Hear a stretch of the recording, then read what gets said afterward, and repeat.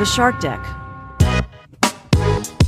I'm Johnny Mac with your daily comedy news. If you're a drive-by listener who just came for the It's Always Sunny stuff I put in the headline, that will be the second half of the podcast. We've got feisty news today. We'll start with Pete Davidson versus PETA.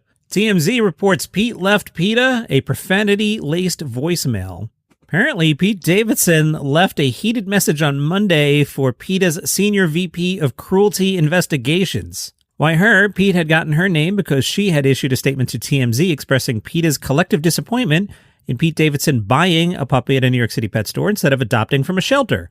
Per the report on the voicemail, Pete Davidson announces himself and says he's responding to the statement, which he calls uneducated and premature. He notes that he's allergic to dogs. And that's why he had to get a Cavapoo, which is a nearly hypoallergenic breed because they don't shed.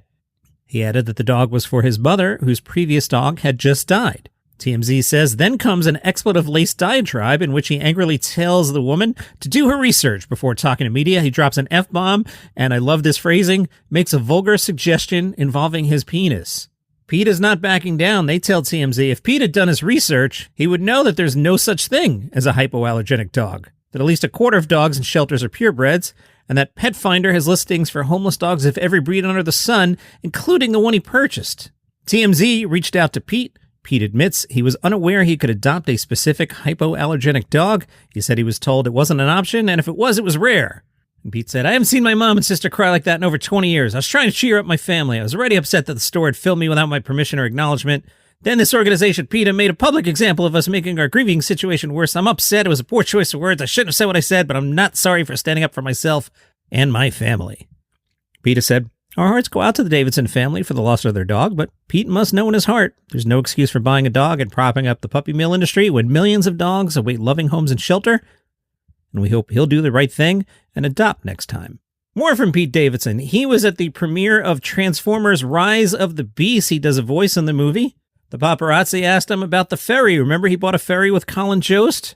Pete said, I have no idea what's going on with that thing. Me and Colin were very stoned a year ago and bought a ferry and we're figuring it out. Now, I'll jump in there. That's a funny line. It's a funny story. But let's think for a second.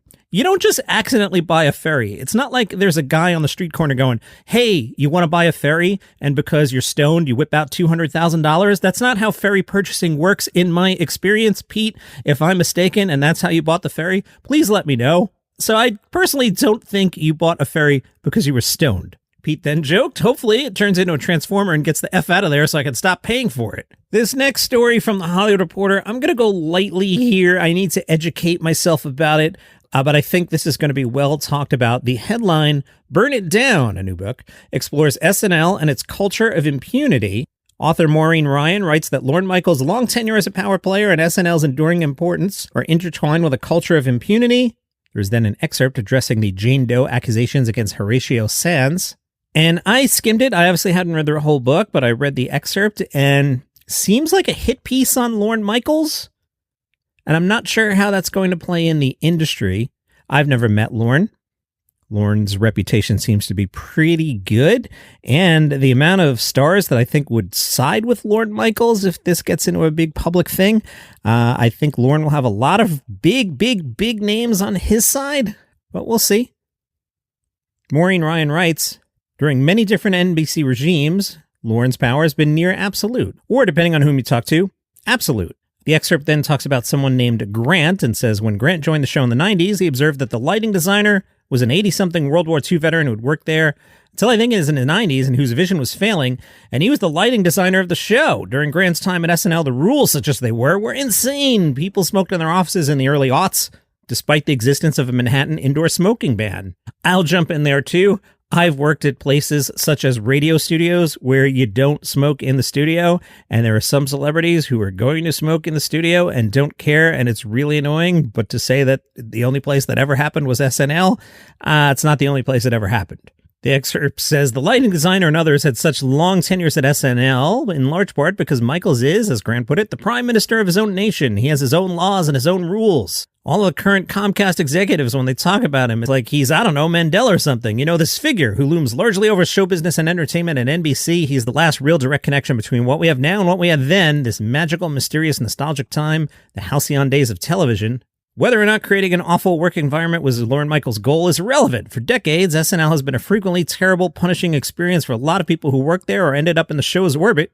The fact is, in full view in any number of books, interviews, and other coverage of the show, what is wrong is systematically and institutionally wrong, and Michaels runs that institution. He has had the power to change the SNL culture for the better on a number of fronts, but the hours, the pressure, the lack of inclusion, the punishing, manipulative atmosphere, not enough changes have been made to prevent the worst excesses of all that from negatively affecting many people for many years. So, yeah, I'm not sure what to say about that. Never worked on SNL.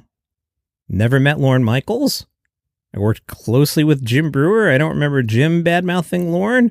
I've run into Jimmy Fallon, Will Ferrell, Jim Belushi a little bit, met Aykroyd once, even met Horatio. So I'm not sure how this is going to play. Let's see what happens tomorrow. I will Google Lorne Michaels and let you know. A Me Too documentary about Louis C.K. is not heading forward at Showtime. No reason given by the network, although I'll point out a lot of streaming services have been removing content. It's some sort of money-saving thing. But the Louis C.K. doc, directed by Carolyn Sue, was not told from his perspective, but used the comedian as a focal point to discuss the Me Too movement and where it's gone in recent years. It was ordered by Paramount Plus's chief content officer, David Nevins, who has since left the company. Back then, I remember this quote, "Louis C.K. is a slightly different situation to Harvey Weinstein and is a great, great comedian who has come back in his own way. The doc is no longer moving forward at the network per Variety, and it's unclear if the project will be picked up elsewhere." If you were trying to prep your podcast on Tuesday afternoon and you Googled the word comedy, oh my goodness, there were 10 billion hits about Matt Rife. Why, John? Matt Rife is kicking off a brand new tour. It's called the Problematic Tour with M-A-T-T in the middle there in caps. The Problematic Tour will take him across the country, Australia, and Europe, starting in July, going to October of 24.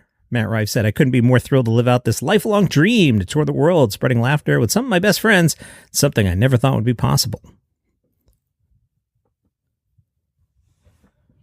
The remainder of this podcast will only be about It's Always Sunny in Philadelphia. I'm going to really, really spoil episodes. If you don't want to hear that, see you tomorrow. If you don't like It's Always Sunny in Philadelphia, might as well check out. If you want to hear about the new season of It's Always Sunny in Philadelphia, which kicks off today, stick around. All right, everybody else gone in 3, 2, 1. Okay. Looper gave the new season 7 out of 10. They wrote prose. A rebound from the show's previous season with multiple belly laughs each episode. Last season was pretty good. More prose. Hits its satirical targets far more frequently. 16 seasons in, and we're still finding new ways in which the gang is awful, and this time we don't have to rewrite canon to get there. Cons.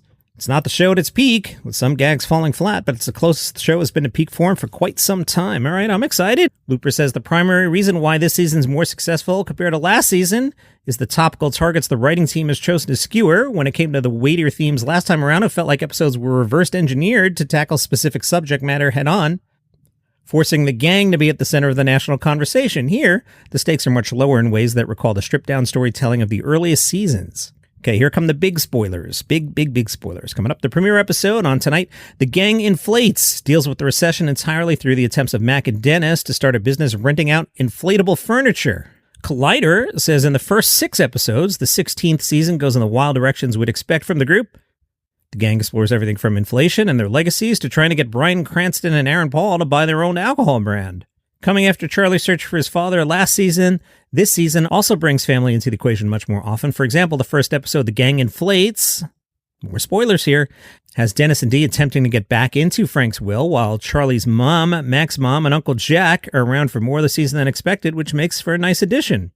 In the second episode, titled Frank Shoots Every Member of the Gang, Charlie, Mac, and their mothers go to meet Mac's uncle and Charlie's sisters in order to gain pieces of their family's legacies. For the Kelly family, that means a giant jar of teeth, full from past generations ever since the family arrived on the Nina, Pinta, and Santa Margarita.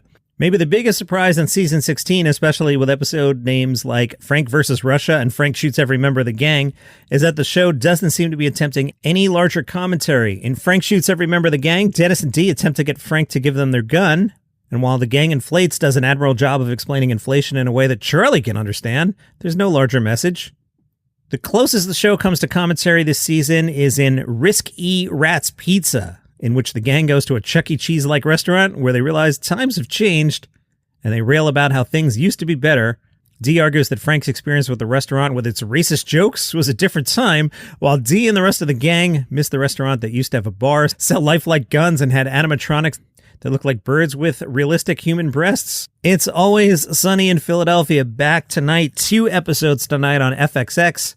You'll get a new episode every Wednesday, and then on Thursday, the newest episodes will show up on Hulu. And that is your comedy news for today. Follow the show for free on Apple Podcasts, Spotify, YouTube, wherever you get your shows. Smash that like button. See you tomorrow.